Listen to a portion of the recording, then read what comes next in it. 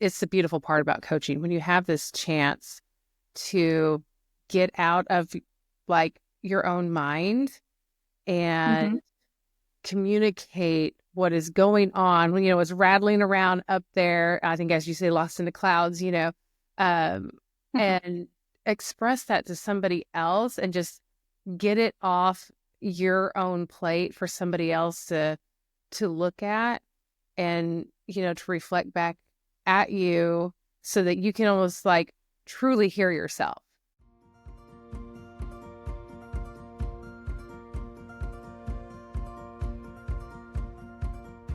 Hello, hello, and welcome to today's episode of Thinking of Me podcast. I'm joined by Alex Murray, and today we're going to talk all things coaching, family life, biz, and whatnot else. So, Alex is a good friend, I consider now, and also someone I trained alongside of in the Jay Shetty certification school.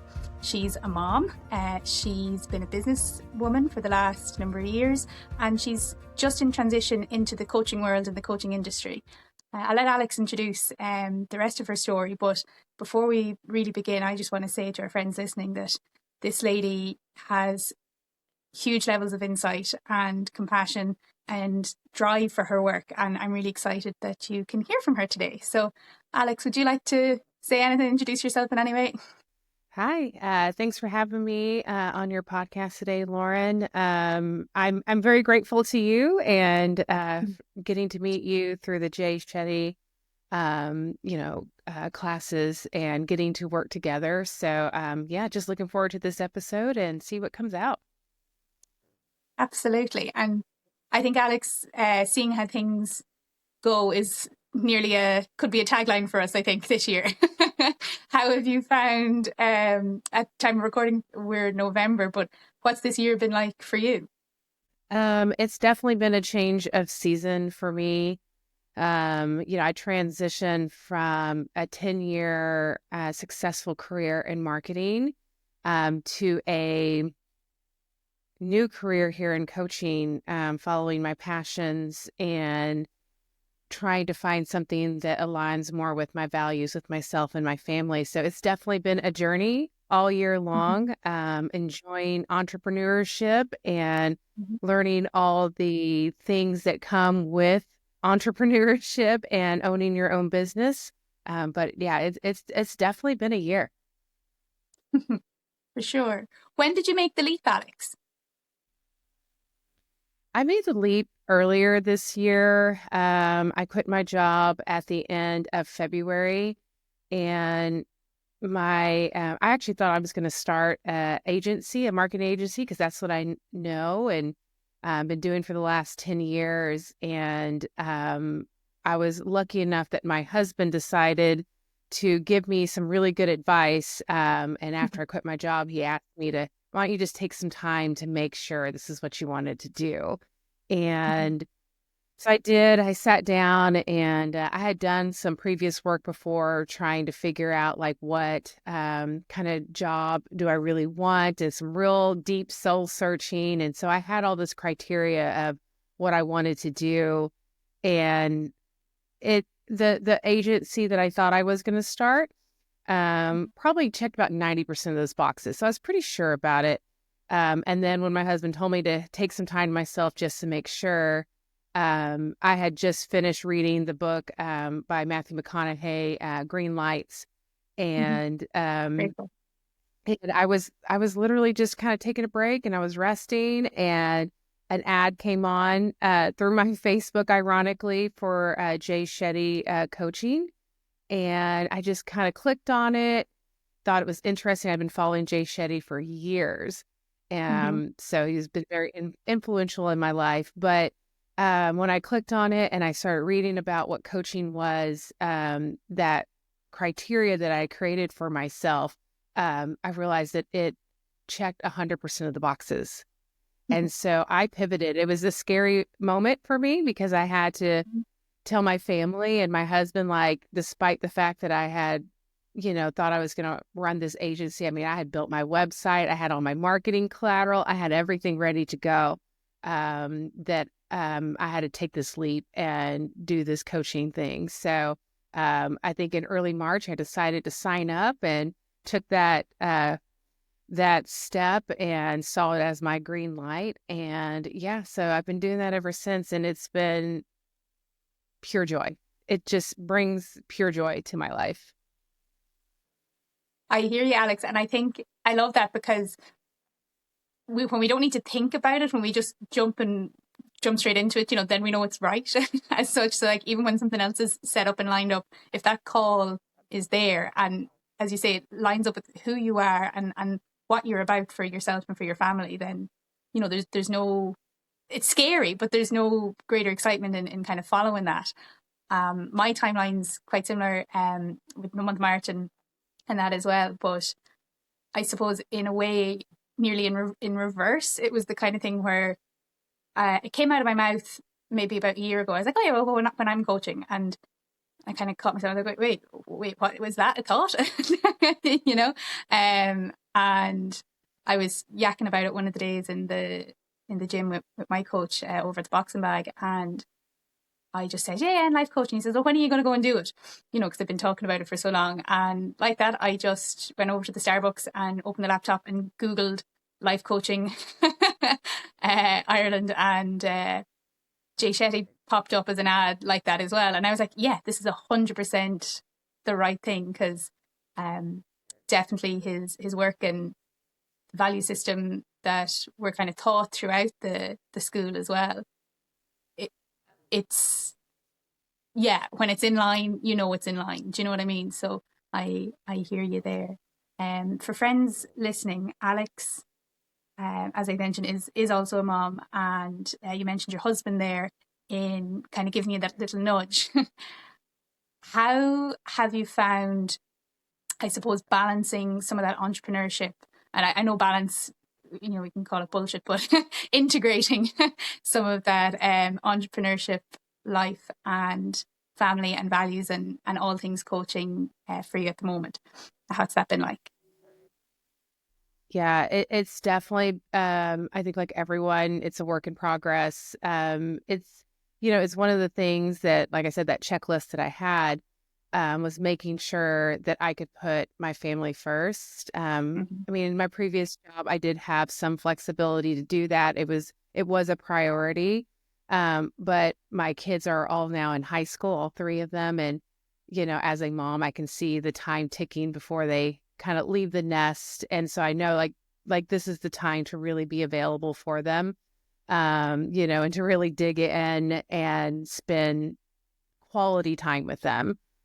And so I think balancing this new career and them, like I said, is a daily practice. Mm-hmm. Sometimes, as an entrepreneur, you feel the pull that you have to really, constantly put yourself out there. You have to, you really have to work very hard. But then I get small reminders, that I do need to pull back every now and again to make time for Mm-hmm. my kids. And it is what's helpful to me is that I wrote that down. Like I know that's my Mm-hmm. values. So when I start kind of getting confused in my head of like, oh Mm-hmm. man, should I really go and, maybe go do some networking, or work on that social media, and I feel the pull to work for the business, and then, but I know that there's an opportunity to spend time with my kids, like we're on holiday break this week. It's not as hard of a choice for myself to do that and say, no, I'm going to pause what I'm doing because time with my kids is invaluable. I can Mm-hmm. always work on my business. Not to say it's not important. It really, really is.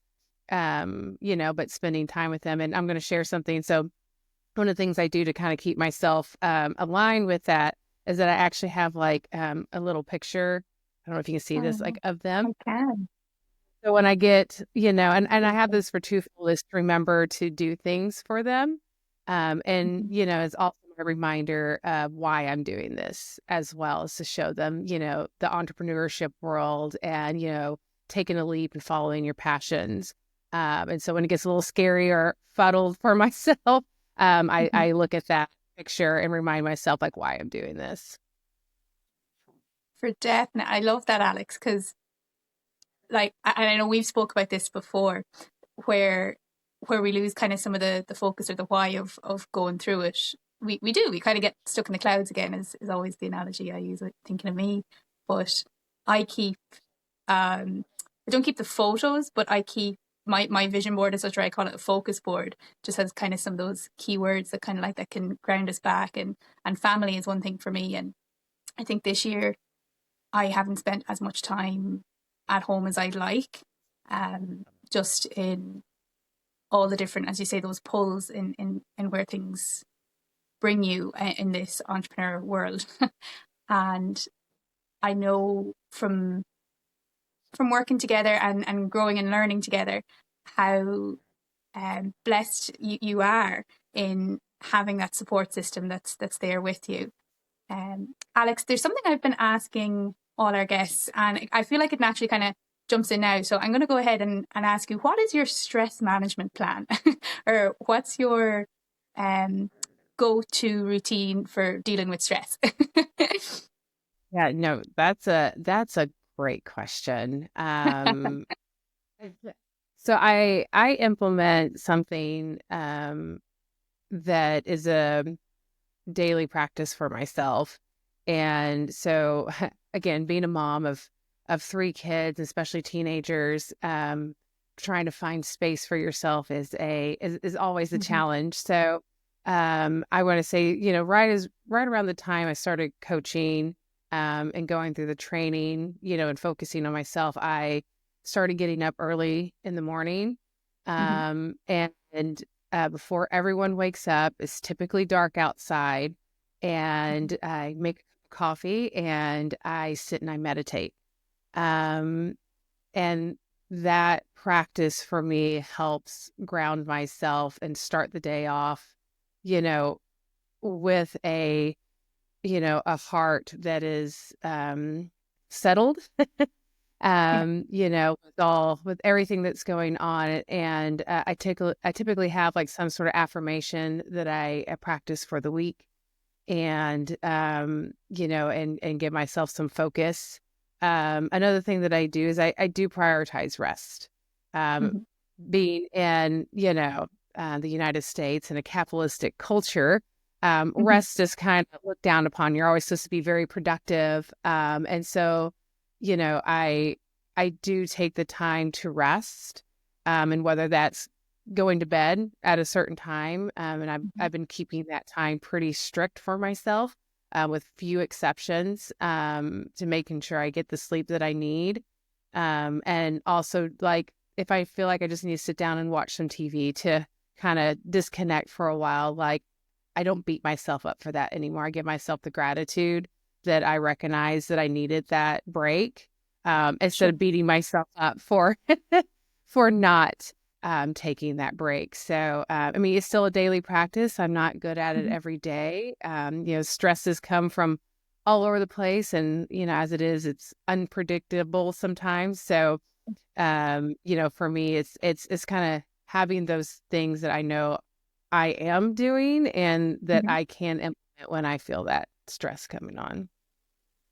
Sure. And that awareness for knowing, like, as you say, when it's coming to, and that you have those set routines. That's great, Alex. And thank you for sharing that with our friends listening, because you brought up there, living in the United States. For our friends, Alex is in Texas. And I'm curious as to some of those networking that you mentioned in kind of getting up and going in the coaching business and the industry in that now. How how is things over there? Because when I say, like, when you talk coaching in Ireland, and oh yeah, this is something I'm doing, a lot of people don't get the industry, I suppose. And yeah, I'm just curious, what's that like kind of locally for you? I know in the US, the coaching business is growing big, and Jay Shetty's philosophy there would be that everyone should have a coach. So yeah, I'm just kind of curious, what have you found that like, particularly maybe in the local sphere? Yeah. When I'm out networking, I won't deny that I come across a lot of coaches. It seems like Mm-hmm. a lot of people who've been in the corporate world for a while, and things like that, are finding some, their niches, in the coaching world. Um, but I will say it's still a challenge over here. Like, I don't think people totally understand what a coach Mhm. is. There's no negative connotation to it over here, as far as I can tell. Mhm. Um, it's just more people. I would say here people get it confused with like therapist. Mhm. Um, and so like having to define yourself out from what an actual therapist is like something that like I've had to train myself to make sure I know how to speak to, like that, Sure. that clear definition. Yeah. But I mean, I feel like it's I'm going it's to jump in there if that's okay. I'm going to jump in and ask, what is your definition of a coach, or how do you define your business and what you do? Sorry to throw you yeah. completely on the spot now. Yeah, that's okay. If somebody asks me, oh, is it like going to therapy? I say, therapists do like the deep work, of the inner self of your past, and how it is affecting your future, Hmm. in maybe your current state. And I let them know that as a coach, I am more like a partner. I'm going Yeah. to kind of always tell us I picture a car, and I'm going to be the one in the passenger seat, kind of helping you Hmm. out. You're in the driver's seat. Deep down, like where you need to go. You just kind of need some help, kind of reading the map. So, like I always say, imagine that you passed over navigation to me, and I'm going to help you say, like, what does this right turn look like for you? What is, going, continuing straight going for you? Or maybe Yeah. we need to stop and, discuss something. And so that's kind of how I let them know like what the difference is, that I'm more of a partner. Then I'm going to be, Hmm. digging into their childhood and Yeah. their past. Not that that doesn't play into coaching. I think it's, something that comes up for everybody. It definitely formulates some of our limiting beliefs that we have, and things along those lines, maybe some like low self-esteem. But, we as coaches, we don't really go deep into those topics. Hmm. But yeah, for me and my business, I feel like I typically describe it as my belief, that I believe that there are people out there who want to change their lives and level Hmm. up in their, whether it's their career, their health, their personal life, or even in their relationships. I'm here to help them navigate that and partner with them Hmm. and, and get them to that next level of wherever it is they want to go. I love that. And I don't think you could put it any clearer or more concise, that, that partnership in bringing you forward, and if there's a roadblock that's coming up, that's usually, as you say, somewhere that's in the nitty gritty of the past, and that's a whole other service. But yeah, I love that. And I love the idea that the person in the car has the map, and I think, with thinking of me, my kind of key philosophy and kind of messaging there is that whatever it is you want, I'm not here to tell you what it should be. And, kind of working through those next steps without external expectations. And that includes me, and I think as a coach, um, we change and grow. I don't know about you, Alex. I definitely feel like I'm a whole other person in a way, over the last couple of months, and it's great. And I'm continuing to learn and grow, and across our podcast here, and with our friends that are listening, and our friends that we get to speak with on here. I'm excited to see more of that growth, and share that with our friends that are in this conversation with us too. But yeah, sorry, I'm kind of side tangent there. That in your heart what it is you want, and tapping back into that and deciding that I'm leveling up to either make this thing happen that I haven't been doing for a while, or at all ever. I've just never actually gone for it, and kind of burning the boat or making that leap, leaving corporate or whatever it might be, and knowing you're not on your own, that you have a partner that's either been there already and has the exact map and can see the same map as you, or has a Yeah. similar map and are just there to hear you, nudge you, and yeah, continuing to guide you as you take those next steps. So yeah, Yes. I hear you there.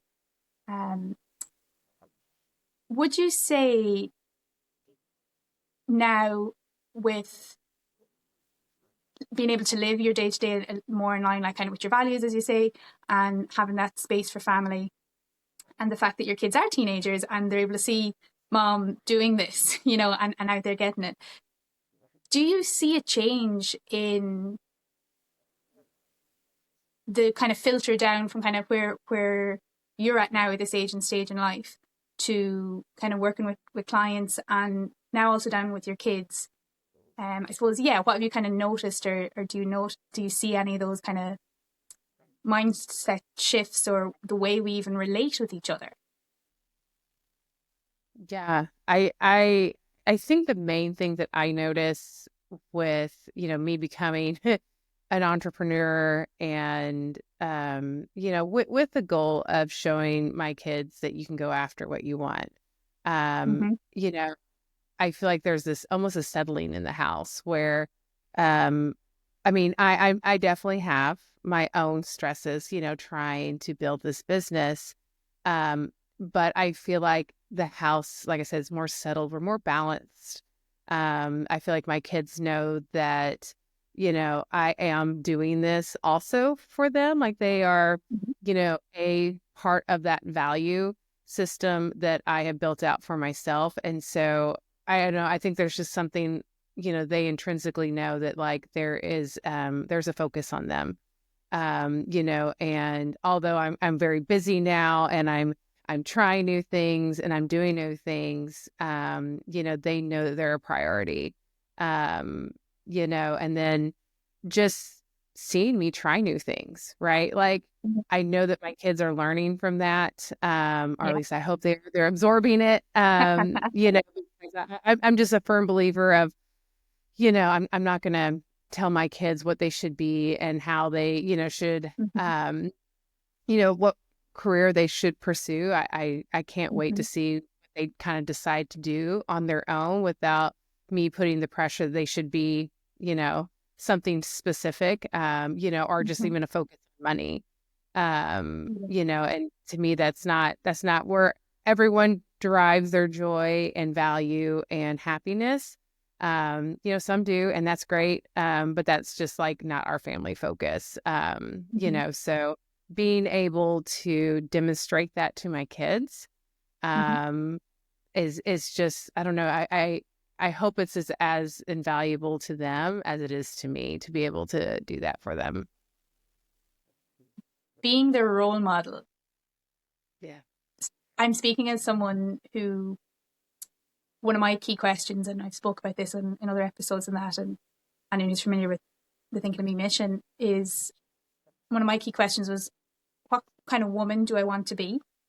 And how much of things that were coming up in life that were becoming big issues, how much was it me as Lauren, or how much was kind of the external factors in terms of relationship and everything else. So being a mom, as a role model, as a coach, as an entrepreneur, as a go-getter, as someone who's, designing a life by their values, I can speak and say that, when we witness someone doing that, we learn and grow by just seeing that, and absorb that in. And whether that's in that positive frame, or, I know there's experiences out there where, and for anyone listening, as well, maybe where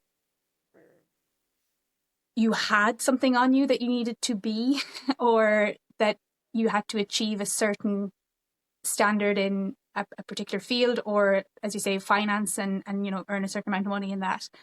I do think we're breaking down those expectations, those rules, those constraints that, like, globally in Ireland, it's taken um you know good bit longer. I'm in a play this week. We actually have our tech get in tonight for Playboy the Western World by J.M. Singe, so an Irish author, and it's set in the west of Ireland, early 1900s. And I mention that I wish I because, could do that. yeah, I wish you were here to see it too. I think you'd really enjoy it. You'd understand the culture so much better, Alex. And it's good fun. It's a real fun Irish kind of play, but deep and dark in the sense of just culture, and the little small towns and all that kind of thing, and then the drink and everything too. yeah, where and then other work, like I love Martin McDonagh's work and all that kind of thing, and just kind of putting a bit of a spotlight on what we can do to people by holding up a certain standard that's expected of them, or the difference then, as you say, by putting a different mirror being a different role model. So, sorry, that's a very long way of kind of going, your kids are learning from you. And I think that's something definitely to admire, and even, for any other women or men that are listening as well, to kind of know and go, hey, here's someone that's doing it. And we have other speakers this season that are moms and coaches and that too. So I mean, we will all get to kind of mastermind together at some stage in the future. But Alex, I'm wondering, what's the best lesson you've ever learned from your kids? Oh, that's a really great question. I love that question. Because I know I've learned loads in the classroom with the teenagers. So yeah, what have your kids taught you? I think one of the things that my kids have taught me, and it's been the most invaluable thing that I've learned as a mom, is to be authentic. Yeah. I think in this world, you spend a lot of time trying to live up to a certain picture or what somebody else Mhm. built for you, or what you think, especially as a woman, what you Yes. think you're supposed to do, look like. Um, Mhm. and my kids, and I don't know what I did right or if I did something right or whatever. They are just like, they live in this world where, like, they don't care what other people think. Like, they're not Mhm. dressing for other people. They're not, living a life where they're concerned about, like, how their peers are going to perceive them. And that is, Mm. I mean, that was a paradigm shift for me, because I was like, you can do that, Yeah. and it sounds weird as an adult, but it's like, I didn't know, like, you could live that authentically. And Mhm. so that is absolutely something that they have taught me. And I always say they're my role models in living Mhm. authentically. Because like I said, I don't know a single thing that they do where there's like, I have to go buy this certain, type of clothes, or put my hair up a certain way, or, Mhm. put makeup on or anything like that. And they don't serve anybody else but themselves. And to Mhm. me, it's like, it's one of the most beautiful things my kids do. I love that. And I actually have goosebumps because it's so comforting to hear that on the other side of the world, on the other side of the water, that it's not just a geography thing. I actually really do think it is a generation thing. Now, I get confused all the time. I've been calling it Generation Z, but it's Z. So you've got Gen Z or Gen Z, Gen X, boomers, all that. I actually had to go Google here a couple of weeks ago, like, what generation am I? But it's it's it's affirming to know that some of us have grown up, very much so, kind of with that. I need to shield certain parts of myself, because it needs to either fit, or because someone has a standard there, and I witnessed that for sure. Where you're looking at someone and you love them deeply, and they're unwell, and their only concern is what is the neighbor going to say, you know.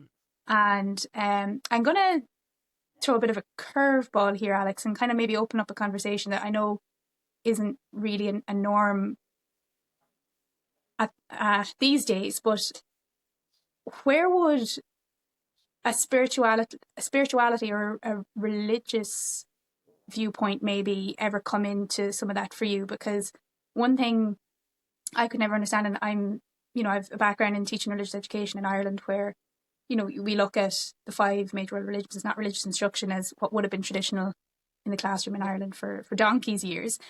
So it is more an open book, but where the core message is treat others as you want to be treated, across the five major world religions, not just Christianity, say. But yeah, we're obviously, like, then when you look at Catholic Ireland and look at, love your neighbour as yourself and that, but yeah, then you get caught in this paradigm. So yeah, does kind of that ever have an influence on your life, or has it ever at any point over in the States? Yeah. I mean, I can only really speak for my family. We're not a super religious family.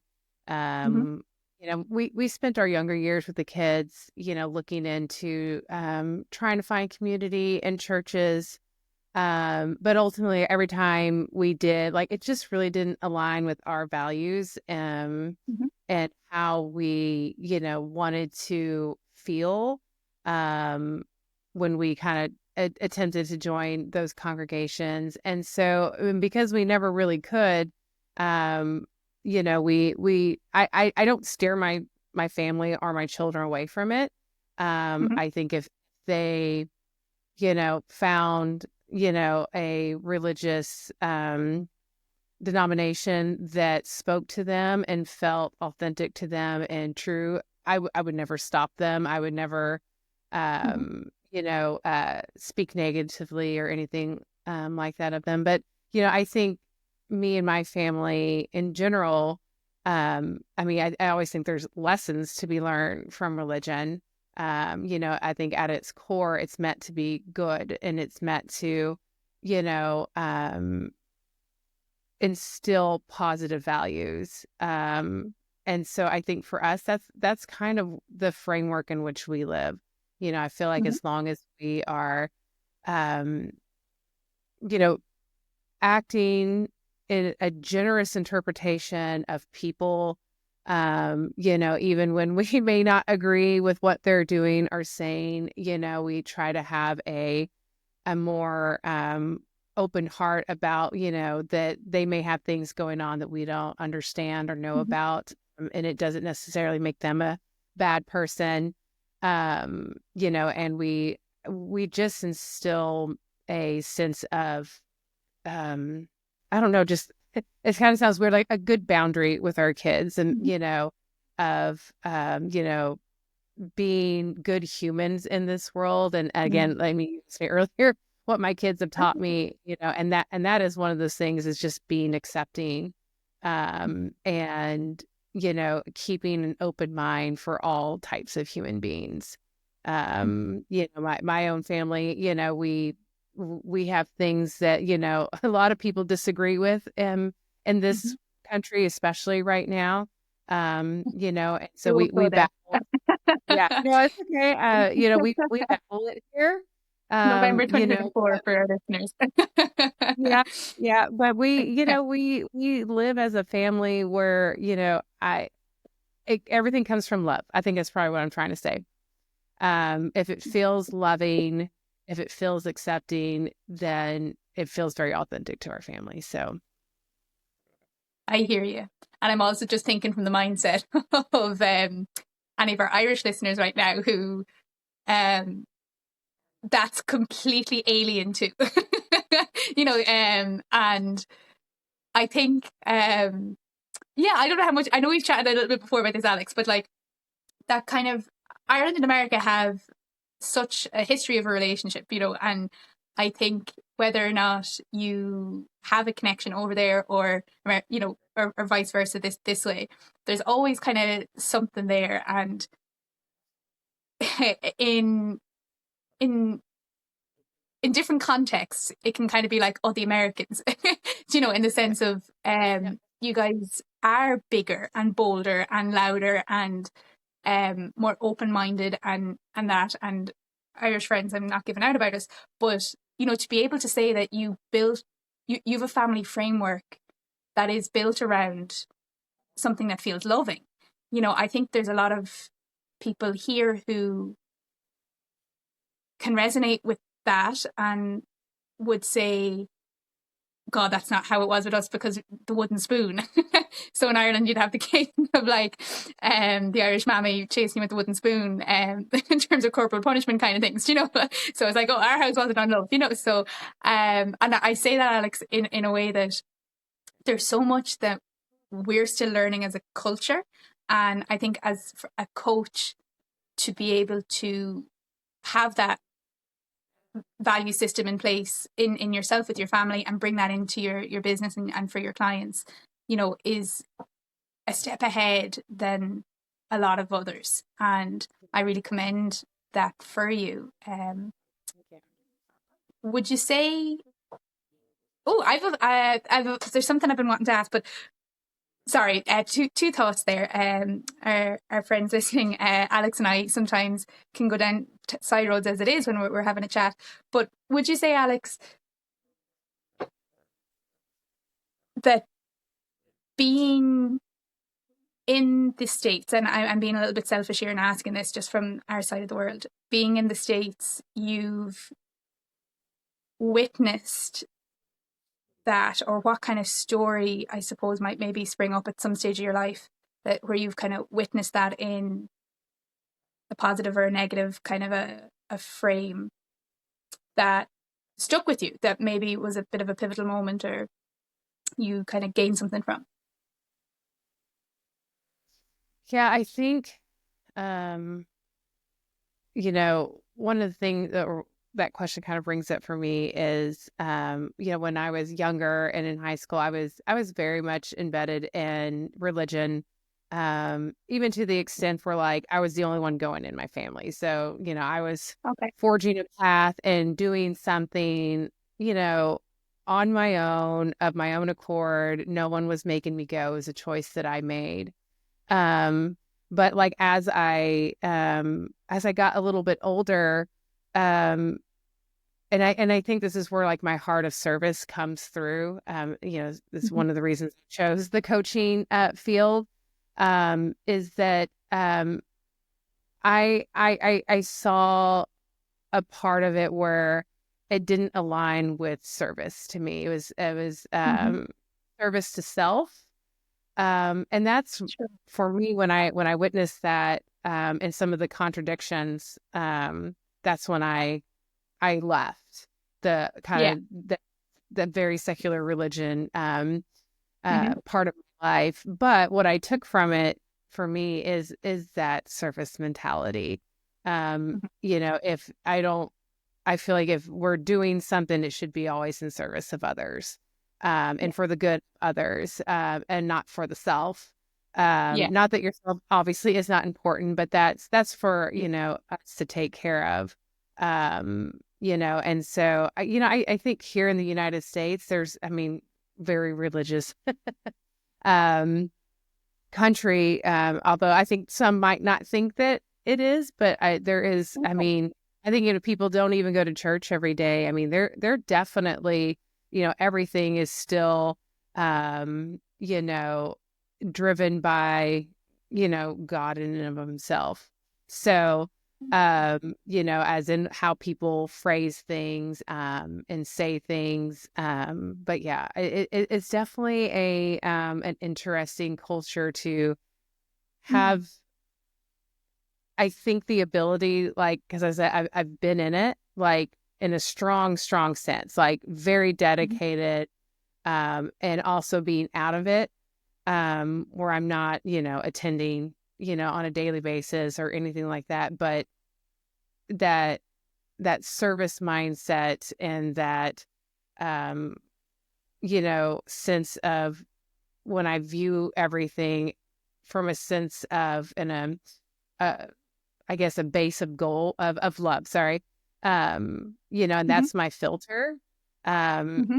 I mean, it keeps my life balanced and it keeps it, um, you know, I guess, aligned with my values is probably the best way to say it. Like it feels more genuine.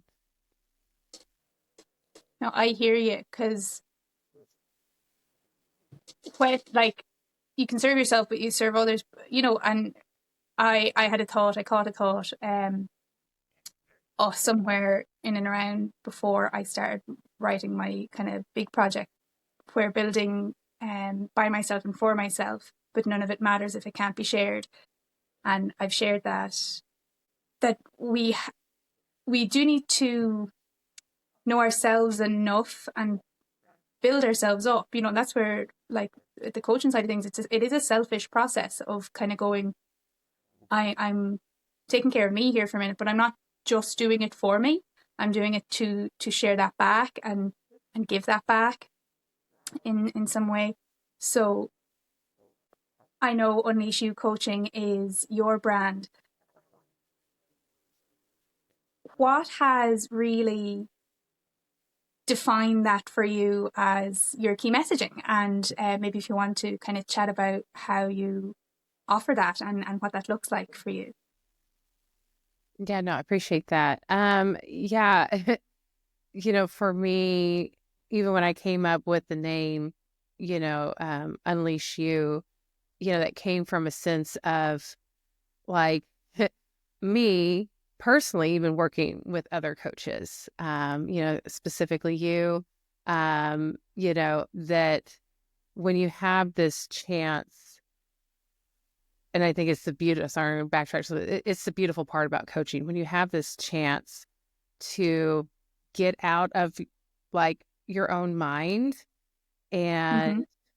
communicate what is going on. It's rattling around up there. I think, as you say, lost in the clouds, um, and express that to somebody else and just get it off your own plate for somebody else to look at and, to reflect back at you so that you can almost like truly hear yourself, you know, Yeah.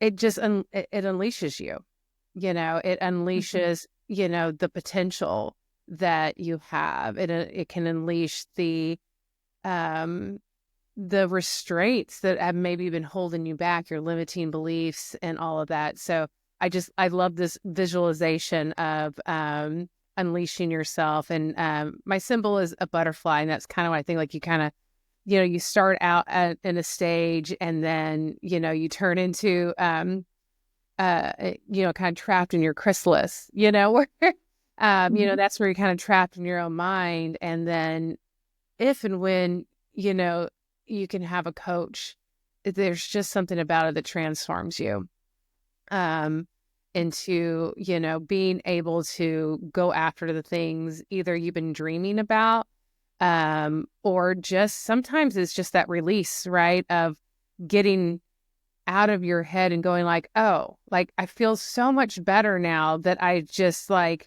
I talked about it with Mm-hmm. somebody. And coaches, are a great neutral platform to do that. You can talk to your friends and your family, For but sure. they're typically opinionated or maybe they know too much. To have somebody neutral to speak to those things that are important to you. Just again, I had this visualization of like unleashing the mind, unleashing yourself from your burdens, and so to me that's that's the beautiful part about coaching. For definite. And you're a great coach, Alex, and for friends here with us to say it openly and loudly again, I'm someone who's very grateful for your work and in learning and growing and working alongside you, course across the course of the Jay Shetty School, but and beyond. And you hold great space for people to be able to do that and break through that cocoon, as such as you kind of say, into that butterfly phase and with accountability, but also with that distance that can be needed as well. There's that holding space, as I say. So yeah, anyone who would like to learn more about Alex and Alex's work, you can go to unleashyoucoaching.com and you'll see the platform there. And if you want to have a conversation with Alex and what that might look like in becoming that butterfly version of yourself. And as I say, I'm someone who can definitely commend her work. So Alex, I'm before we wrap up, I'm wondering what your favorite thing now, okay, but the end of the year coming and everything else, what is it that you're the most excited about? Or what is your, I don't even want to put the word goal to it, but what's ahead? What's the next step for you? Yeah, no, great question. I think it's always going to be experimentation and progress for myself, but um, Mhm. it is learning to be more authentic. That's probably my practice. That I am, I try things and I tap on things to see like how does that feel? Does that fit into, my structure of my life and my values? Every day just choosing to try to find more authenticity within myself, especially with my business, and figuring out how I want to put myself out there and into the world, and how I want to be as a coach, because there's so many paths that Mhm. you can take, as we all know. And there's Mhm. there's ways of gaining clients, or going out there and marketing yourself, and I want to do it from an authentic place, so that when people meet me, that's what they feel as well. um Mhm. and so and just creating that in others, because like I said, my children taught me this, and it's become invaluable of like kind of my guiding post, of how I try Yeah, to do things. I love that. And I love how we started speaking today and you were sharing how the coaching journey really began for you when you just knew that leaving the corporate world was the next step. And from that time and that downtime of figuring out, well, what is that going to be? You naturally found what was authentic for you in coming down the coaching road. And now that we're past that point and moving into the next step of kind of getting business really going and so on, because a new journey all around for any new entrepreneurs out there as well, that it's really not an overnight process, but it is very much a overnight process. It's not going to happen overnight, but it's like, oh my God, now I'm here, I'm doing this. So you also now have that fun space to be able to find the pieces that fit for Alex, that Yeah. is outside the corporate world and Yeah. at this stage and time with your kids and being able to be around family. So I'm really excited to see all that's going to happen for you Yeah. and be able to keep connected as that happens. I'm going to turn the tables, Alex. Is there anything you want to kind of share or wanted to speak about today while we're here? Um, that's another great question. You're always full of great questions, Lauren. Um, I don't have anything in particular. But if we're gonna flip the tables, I would love to know, like, the kind of same question you had for me. What is something you're looking forward to or goal wise for the upcoming season? God, instant regret. um, at time of speaking, I'm in the plant pod. I'm at home. I'm in Dublin, and I definitely have a big goal of having more physical space. And for friends listening, I call the plant pot a nickname for the small studio that I've been in the last couple of years. I would love more physical space. I see that, and I think I'm trying to get a little clearer as to that looks like the whole world. If the whole world is my physical space, if I maybe I'd like to get more travel back in there for definite. My logic at the time was if I can't travel, this was COVID. If I can't travel, I might as well pay Dublin rent. So I've been paying um, large sums. So just to give myself growing learning space. So yeah, I think to answer your question, I think one of the next things on the cards for me is physical space to share. Because as I say, we mentioned that there in the case of we're not just doing this for ourselves, we're doing this out of service. And I'd love to be able to do some of those little things again of hey, come round and being able to um have friends over for coffee and that, because when you're not in, I don't know, Alex, if you find this as well, like when you're not actually in a physical work space, when you're not actually in an office as such, the concept of solopreneurship, is out there and spoken about. I feel very lucky that I have a community around me. I don't feel completely solo out there all on my own fighting this battle.